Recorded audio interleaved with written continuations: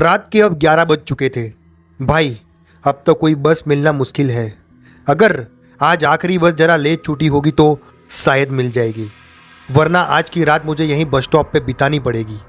ऐसे अपने मन में ही सोचकर नागेश ने अपनी बैग ठीक की और सामने के बेंच पे जाकर बैठ गया। लेकिन नागेश को कहाँ पता था कि आज वो मौत का सफ़र करने वाला है। नागेश एक बड़ा ही होनहार लड़का है। उसने अपने जॉब के बल पर गांव में ज़मीन ली और उस पे घर बनाया है। घर वाले हमेशा से उसके पीछे पड़े रहते कि शादी कर लो, लेकिन वो कहता है कि जब तक मेरी पसंद की लड़की नहीं मिलेगी तब तक मैं शादी नहीं करूँगा। उसका कहना भी सही था। उसके दोस्तों की शादियाँ टूट चुकी थी या फिर उनमें झगड़े चल रहे थे, इसलिए वो चाहता था कि कोई ऐसी मिले जो उसको समझे। नागेश ने अपनी घड़ी घुमाकर टाइम देखा। 11:30 बज चुके थे। अब उसने बस आने ही आस खो दी, लेकिन तभी सामने से हॉर्न मारते हुए एक बस आई। शुक्र है बस आई तो, नागेश ने अपने आप से कहा। कंडक्टर ने दरवाज़ा खोला और नागेश बस के पीछे के दरवाजे से अंदर गया। टिकट निकली और वो आराम से बैठ गया। लेकिन कंडक्टर ने कहा, ये बस आज रास्ते में ही रुकेगी, आखिरी स्टॉप पे नहीं जाएगी। आपको बीच से कुछ इंतज़ाम करना होगा। इसके इंजन में खराबी है, बहुत गर्म हो चुका है। नागेश को और पसीना चालू हुआ। रात बढ़ रही थी, लेकिन परेशानी खत्म होने का नाम नहीं ले रही थी। जो होगा अब देखा जाएगा, ये सोच के नागेश खिड़की से बाहर देखने लगा। ठंडी हवा अंदर आ रही थी, काफ़ी अच्छा लग रहा था। उसने सामने बस में देखा तो ड्राइवर के पीछे कोई बैठा था। उसने खड़े होकर देखा तो वो एक औरत थी। इतनी रात को इस रास्ते पे कोई औरत को नागेश ने इसके पहले कभी देखा ही नहीं था। उसने सोचा कि ड्राइवर या कंडक्टर का कोई रिश्तेदार होगा। अब नागेश को खुद को नहीं पता था कि बस आगे जाकर कहाँ छोड़ने वाली थी। अब 12 बज चुके थे। बस एक जगह कर्र कर्र करके आवाज़ करके रुक गई। ड्राइवर बोला, अब यहाँ से बस आगे नहीं जाएगी, तुम उतर कर अपना जाने का जुगाड़ देख लो। नागेश का घर आने को भी अभी कम से कम 10 मील का फासला था और रास्ते से घना जंगल। पैदल जाना खतरे से खाली नहीं था। नागेश नीचे उतरा और रास्ते पे एक जगह जाके रुक गया। उसके पीछे वो औरत भी उतरी। नागेश ने उसको जैसे ही देखा, वो तो बस उसको देखता ही रह गया। वो भला की खूबसूरत थी। वो एक लड़की थी। उसको देखकर नागेश अपने घर जाने की परेशानी भूल गया।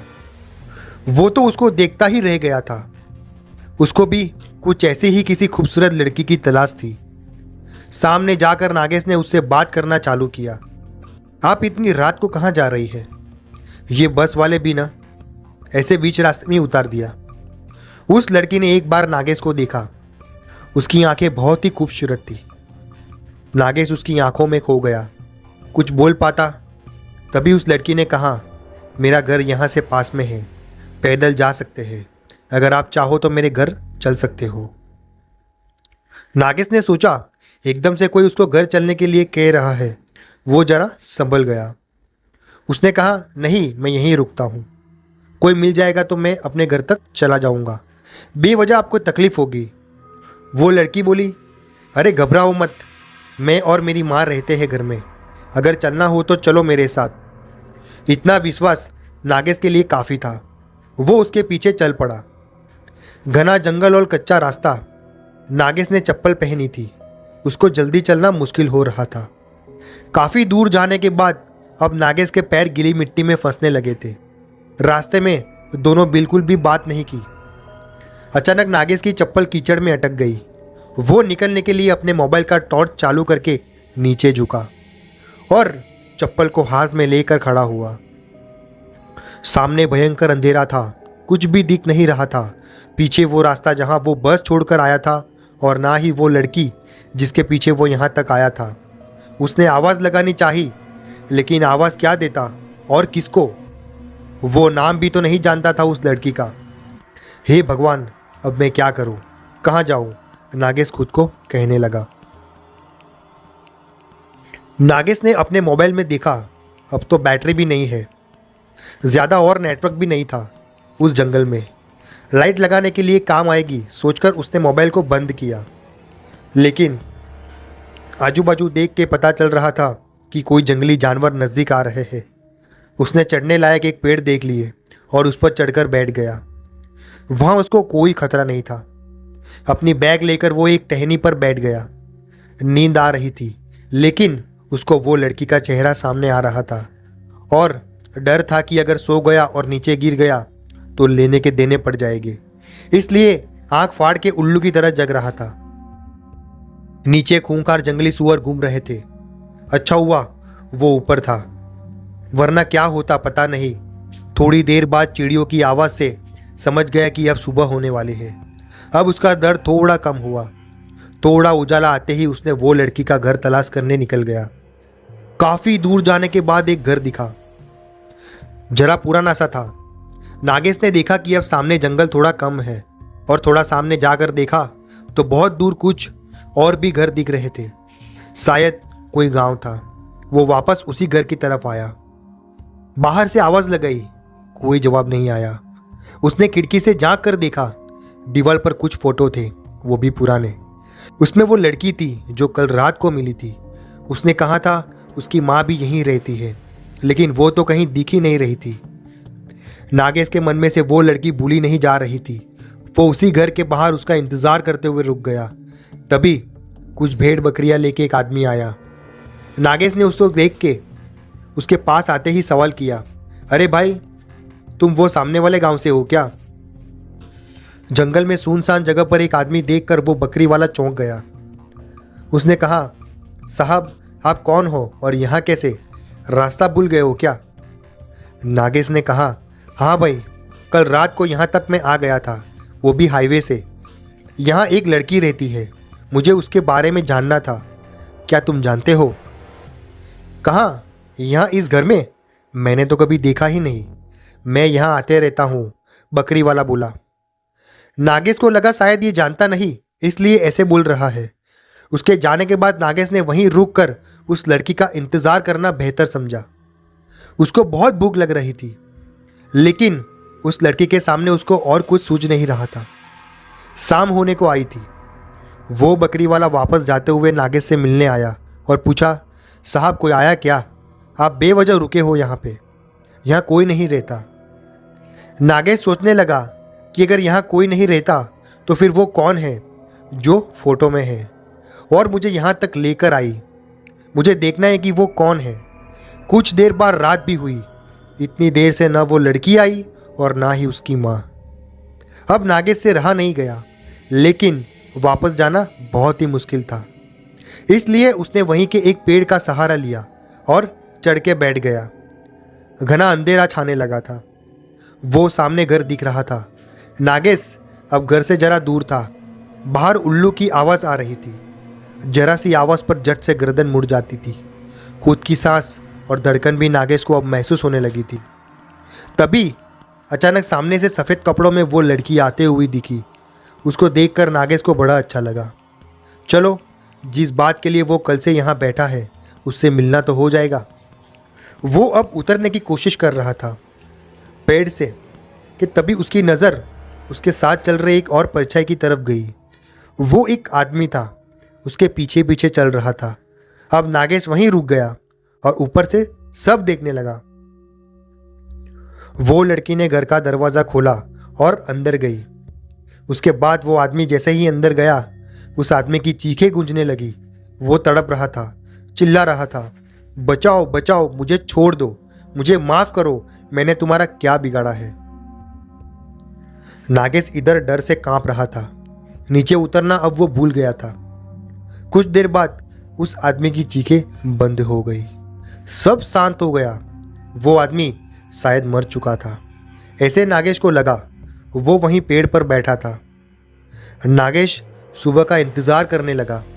जैसे ही सुबह हुई वो पेड़ से उतरा। दरवाजे के बाहर तक खून बह रहा था। अंदर जाकर देखने की हिम्मत नहीं थी। वो जहाँ रास्ता मिला उधर भागते चला गया। उसने अंदर वो लड़की है या नहीं ये भी नहीं देखा। भागते हुए कैसे तो उसको हाईवे मिल गया था और अपने घर तक पहुंच गया। उसके साथ जो हुआ वो जैसे ही बताने जा रहा था उसकी जबान नहीं चल रही थी। बोलना तो बहुत कुछ था लेकिन कुछ बोल नहीं पा रहा था। उसका मुंह सील चुका था। नागेश को दवाखाने भर्ती कराया गया और उस पर इलाज चालू हो गए। किसी को कुछ समझ नहीं आ रहा था कि उसको क्या हुआ है। डॉक्टर ने उसको पागल कराकर एकदम पागलों की ट्रीटमेंट चालू कर दी। इधर जंगल में बकरी वाला आज शाम को फिर से उस घर की तरफ आया, जानबूझकर तसल्ली करने, ये देखने की कल का आदमी है या नहीं। बाहर खून बह रहा था और अंदर जाकर देखा तो वो भयंकर नज़ारा देखकर उसको भागना तक नसीब नहीं हुआ। वो लड़की अंदर ही थी। वो आदमखोर बन चुकी थी। खून ही खून था। वो जानवरों जैसे मरे हुए उस आदमी का मांस खा रही थी। बकरी वाले के मुंह से चीख निकल, लेकिन वो आखिरी बार थी। उसको देखते ही वो लड़की शैतान बन गई। उसके सफ़ेद कपड़े अब भयंकर लाल हो चुके थे। खून से लथपथ वो बकरी वाले की तरफ लपकी। उसने उस बकरी वाले को अंदर खींच लिया और उसको भी मौत के घाट उतार दिया। अब काफ़ी रात हो चुकी थी। जंगल सुनसान और खूंखार बन गया था। उस खूबसूरत लड़की के अंदर शैतानी आत्मा का राज तो सिर्फ नागेश जानता था, लेकिन अब वो पागल हो चुका था। वो लड़की अपने सफ़ेद लिबास में घर से बाहर निकली और अपने शिकार की तलाश में हाईवे की तरफ चली गई।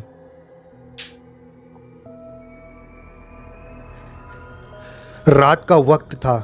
काले आसमान पर चांद भी डर के मारे बादलों में छुपा बैठा था। दूर किसी खेत से झिंगुरों की आवाज़ आ रही थी। घड़ी की सुई एकदम से दिखा रही थी और तभी सुनसान गांव, एकदम झोपड़ी के अंदर लहू की दुर्गंध फैली हुई थी। फर्श पर खून का एक बड़ा गड्ढा बना हुआ था और बीच में पड़ा था एक अधखाया इंसानी शव। उसका सिर गायब और उसका मांस किसी जानवर की तरह फाड़ कर खाया था। पर यह किसी जानवर का काम नहीं था।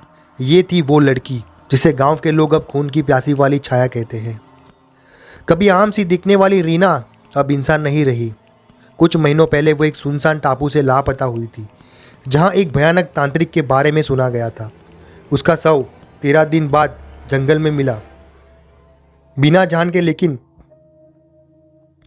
जब उसे जलाने की कोशिश की गई तो उसकी आंखें खुल गई और अब वो भूखी थी। रीना ने गांव के आखिरी मकान से एक शराबी को घसीटा, उसकी गर्दन को चबाया और फिर दूर देखा जहां हाईवे की रोशनी झिलमिला रही थी। अब बारी है शहर की। अगली सुबह हाईवे पर ट्रैफिक एकदम कम था।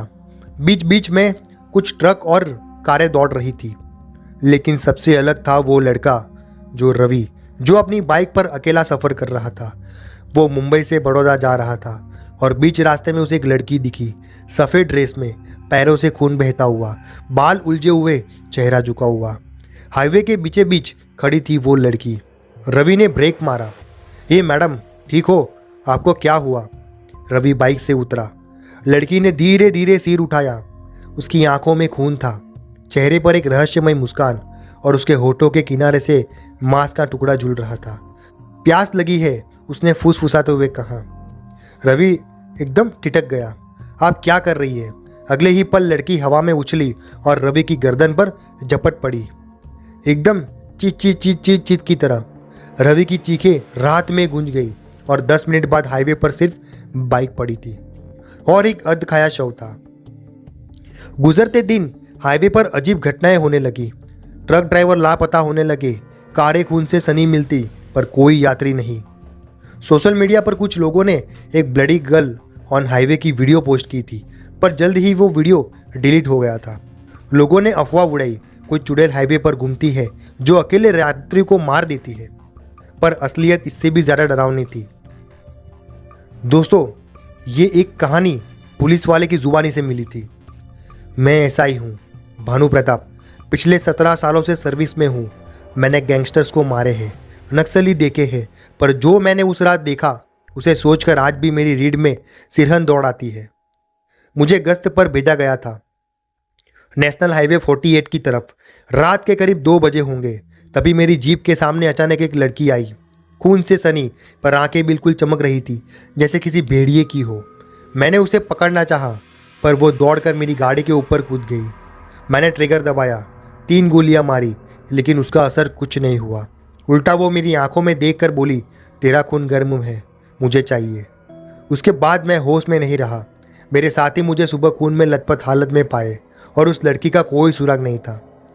अब वो लड़की अब हाईवे से निकलकर सूरत शहर की ओर बढ़ रही थी। हर रात एक नया शिकार, हर दिन एक नई खबर। अखबारों में अब एक ही हेडलाइन छप रही थी, हाईवे हत्याएं, इंसान है या दरिंदा, रात में सफ़र करना मौत को बुलाना है। और एक बच्चा 7 साल का क्रुश जो अपने पापा के साथ कार में सफ़र कर रहा था, खिड़की से बाहर देख रहा था और अचानक उसने कहा, पापा वो दीदी क्यों खून पी रही है। पिता ने चौंक कर देखा पर वहाँ कुछ नहीं था। पर बच्चा अब चुप नहीं था। उसकी आंखें लाल हो चुकी थी और उसकी जुबान से निकला, अब मेरी भी बारी है। अब यही बात से ट्रैफिक कंट्रोल रूम में हलचल मच चुकी थी। एक के बाद एक ट्रैफिक कैमरों की फीड डेड हो रही थी। साहब, कैमरा 14, 15 और अब 16 भी ब्लैकआउट हो गए हैं। क्या किसी ने सिस्टम हैक कर लिया है? नहीं सर, कैमरों के लेंस पर खून के छींटे दिख रहे हैं। किसी ने उन्हें नष्ट किया है। एसीपी शौर्य राजपूत ने टेबल पर हाथ पटका। मुझे मौके की रिपोर्ट दो और एक यूनिट तुरंत पलसाना की ओर भेजो, कुछ तो गड़बड़ है। उधर एक और रीना अब सहन के आउटर कॉलोनी में दाखिल हो चुकी थी, जहां अधबनी इमारतें, सुनसान गलियां और गरीब मजदूरों की झोपड़ियां थी। एक अधेड़ उम्र का गार्ड राम दिन रात की ड्यूटी पर था। उसने गेट पर किसी के खड़े होने की आहट सुनी। कौन है बे इस वक्त? वो टॉर्च लेकर बाहर निकला और सामने खड़ी थी एक लड़की, नंगे पैर, बाल बिखरे, चेहरा आधा खून से सना हुआ था। तू तू तू कौन है? रीना ने मुस्कुराकर कहा, जिसका इंतजार तुम्हारे खून ने किया है। और पल भर में उसकी चीखें हवा में घुल गई। सुबह की हेडलाइन थी, सूरत के बाहरी इलाके में 7 लोग लापता, इमारत में मिला खून से भरा पानी का टैंक, लाशें गायब। क्या कोई सीरियल किलर खुलेआम घूम रहा है? एसीपी शौर्य राजपूत अब खुद मैदान में उतर चुका था। ये कोई आम मर्डर नहीं है, ना ही कोई सीरियल किलर। जिस तरह से लाशें अधूरी है, मांस उखड़ा है और खून पिया गया है, ये कोई इंसानी हरकत नहीं लगती। उनके साथ मौजूद क्राइम साइंटिस्ट डॉक्टर निधि सेन ने कहा, सर डीएनए रिपोर्ट कुछ और ही बता रही है। एक लड़की का डीएनए बार बार घटनास्थल से मिल रहा है, लेकिन वो लड़की 6 महीने पहले मृत घोषित हो चुकी है। नाम क्या है? रीना मौर्य। शौर्य ने फाइल उठाई और धीमे से कहा, अब ये केस पुलिस का नहीं, किसी और की है। इधर शहर में दहशत का माहौल था। हर रात एक नई बिल्डिंग में हमला, हर बार 1 या 2 लोग ऐसे गायब हो जाते मानो जमीन फाड़ के निगल गई हो। और जहां मिलती थी वहां सिर्फ खून से लथपथ दीवारें, अधूरी हड्डियां और एक अजीब सा तांत्रिक चिन्ह, उसके बीच में एक आंख जैसा कोई चिन्ह। अब एक स्पेशल टीम बनाई गई, शैडो ऑपरेशंस। एसीपी शौर्य, डॉक्टर निधि, सीनियर इंस्पेक्टर अमन और एक गुप्त विशेषज्ञ तांत्रिक अरविंद बाबा, जो ऐसे मामलों में एकदम जानकारी रखते थे। ये कोई लड़की नहीं है, ये एक प्रेत आत्मा है, तांत्रिक विद्या से जगी हुई, जिसने किसी पुरुष का मांस खाकर पिशाचनी सिद्धि प्राप्त की है। अब ये हर उस इंसान को मारती है जो अकेले या डर के वश में हो। इसे रोकने के लिए शरीर नहीं, आत्मा पर वार करना होगा। शहर के बीचों बीच एक मॉल, जिसका नाम था गैलेक्सी मॉल। रात के 2 बजे मॉल बंद था, पर अंदर एक लिफ्ट अपने आप खुली, फिर बंद हुई, फिर ऊपर गई। सीसीटीवी में सिर्फ एक झलक दिखी, एक लड़की उल्टे पांव चलते हुए अंदर घुसी और उसके बाद सभी कैमरे बंद। सुबह पूरा मॉल खून से सना हुआ मिला। सिक्योरिटी स्टाफ के 6 लोग के शरीर अधूरे थे और एक बाथरूम की दीवार पर लिखा था, अब मैं भूख से नहीं मरूंगी। एसीपी शौर्य ने प्लान बनाया, हम एक नकली फॉर्मल बनाएंगे, उन्हें सुनसान रास्ते से कार में भेजेंगे और ट्रैकिंग से रीना को फंसाएंगे। प्लान शुरू हुआ। एक कार जिसमें एक औरत, बच्चा, ड्राइवर, सब पुलिस के अंडरकवर लोग थे। रात को 2 बजे हाईवे की सुनसान रोड पर चल रही थी और तभी रास्ते में सफ़ेद ड्रेस में वो खड़ी दिखी। आ गई, रेडियो में शौर्य बोला, पर अगले ही पल कैमरा बंद, कार गायब। जब टीम पहुंची, कार उल्टी थी, सारे लोग बेहोश और एक ही आवाज़ एक माइक में रिकॉर्ड हुई थी, अब शहर मेरा है। अब सवाल था, क्या रीना को कभी रोका जा सकेगा? क्या ऐसे भी शौर्य उसे मार सकेगा? या शहर की गलियों में अब हर रात खून की होली खेली जाएगी? दोस्तों, तो मैं आपको इसका एंड भी सुनाने वाला हूं, ध्यान से सुनना। दोस्तों, उत्तराखंड का एक दूर दराज गांव डीडोतली। रीना 18 साल की एक हंसमुख लड़की थी। गांव में सब एकदम उसको तेज, सबसे प्यारी, लेकिन उस रहस्य में बहुत दिलचस्पी थी।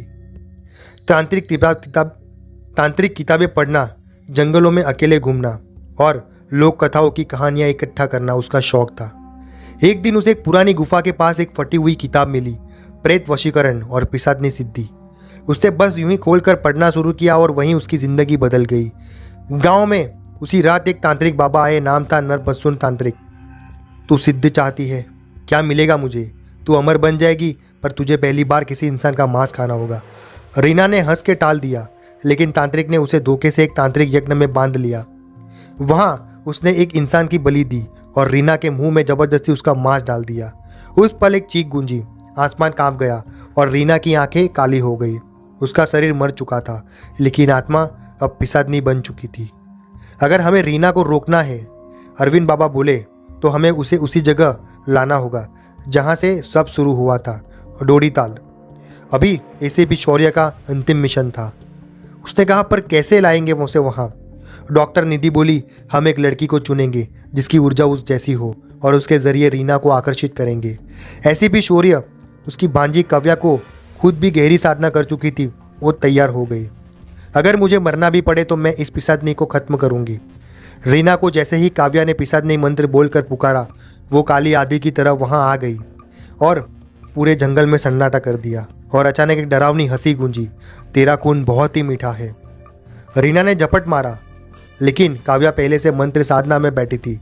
अरविंद बाबा और एसीपी शौर्य ने चारों ओर प्रेत रक्षक यंत्र लगा दिए थे। अब रीना उस घेरे में फंस चुकी थी। ये क्या किया तूने? रीना चीखी। तेरी मौत का इंतजाम, शौर्य ने कहा। अरविंद बाबा ने ताम्रसूल निकाला, तांत्रिक भस्म से बनी हुई एक भाला, जिसे सिर्फ वही चला सकता था जो रीना को इंसान समझता हो, राक्षस नहीं। और वो था एसीपी शौर्य। रीना, तुझे पता है, तू एक वक्त मेरी बहन जैसी थी। मैं तुझे मारना नहीं चाहता, पर अब तू जो बन चुकी है उसे खत्म करना ज़रूरी है। रीना कुछ पल के लिए रुकी, उसकी आंखों में एक आंसू चमका। मैं भी नहीं चाहती थी ये सब, पर अब बहुत देर हो चुकी है। और तभी उसने काव्या की ओर छलांग लगाई। शौर्य ने एक चीख के साथ भाला फेंका, जो रीना की छाती में जाकर धंसा। पूरी घाटी में एक तेज चीख गूंजी, आसमान लाल हो गया और फिर सन्नाटा। रीना की आत्मा तड़पती हुई धुएं में बदल गई और वो तांत्रिक चिन्ह जो हर हत्या के बाद दीवारों पर बनता था, अपने आप जलकर राख हो गया। दोस्तों, डोडीताल फिर से शांत हो गया था। एसीपी शौर्य, काव्या और अरविंद बाबा नीचे बैठकर मंत्र जाप कर रहे थे। डॉक्टर निधि ने उस किताब को आग में झोंक दिया। अब न कोई रीना बनेगी, न कोई नरभक्षण बनेगा। पर तभी जली हुई किताब की राख में से एक पेज जला निकलकर हवा में उड़ गया।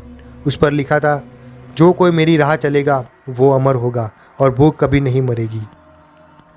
दोस्तों, आपकी राय मेरे लिए बहुत ही कीमती है। दोस्तों, ये थी मांस की प्यास की डरावनी और रहस्यमय कहानी का अंत। कहानी आपको कैसी लगी? डर महसूस हुआ या थ्रिल? ज़रूर बताना, क्योंकि आपके कमेंट्स ही मेरी अगली कहानी की दिशा तय करते हैं। मैंने हाल ही में अपना नया यूट्यूब चैनल शुरू किया है और अभी 500 सब्सक्राइबर पूरे करने का छोटा सा सपना है। आप सबके प्यार और सपोर्ट से मुझे यकीन है कि मैं ये बहुत जल्द पूरा कर पाऊंगा। अगर आपने अभी तक सब्सक्राइब नहीं किया है तो अभी कर दीजिए, क्योंकि आपके हर सब्सक्राइब से मुझे हौसला मिलता है और मैं और भी बेहतरीन डरावनी कहानियाँ ला पाता हूँ। कमेंट करना मत भूलिए, क्योंकि मैं हर कमेंट खुद पढ़ता हूँ और उस पर ज़रूर जवाब देने की कोशिश करता हूँ। आपकी राय, आपका सुझाव और आप सबका प्यार, यही मेरी असली ताकत है। तो मिलते हैं अगली कहानी में, और हाँ, अगली बार और भी खौफनाक मोड़ के साथ। तब तक के लिए चैनल को सब्सक्राइब करो, बेल आइकन दबाओ और डर से लड़ने का जिगर रखो। तो दोस्तों, तब तक मिलते हैं नेक्स्ट वीडियो में।